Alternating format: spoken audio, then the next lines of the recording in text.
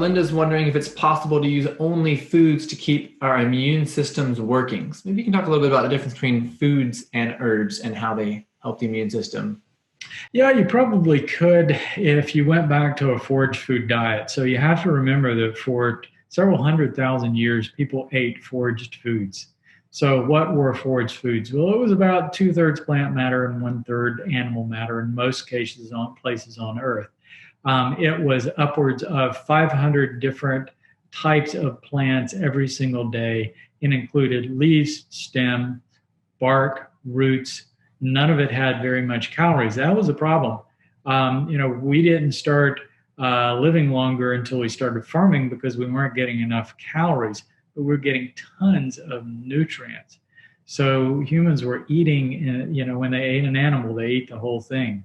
But wild berries, bark, roots, nuts, all of these things were the food for the average person, not grains and beans. It's only been in recent history that we've converted to that. But again, those foods didn't have any calories in them, so life became a lot easier when we converted to farming. What we gave up when we started farming, though, was all these protective phytonutrients that I've been talking about, the phytochemicals. They're not there in our food. Even if you eat the best diet. So my one recommendation for diet is eat more vegetables than anything else. But even if you're eating lots and lots of vegetables, because these plants have been cultivated for hundreds of years over and over for producing food instead of phytochemicals, they don't contain that protection anymore. So definitely eat a good diet. My rules with diet are eat more vegetables than anything else, eat fresh food, and don't eat any more calories than you need in a day.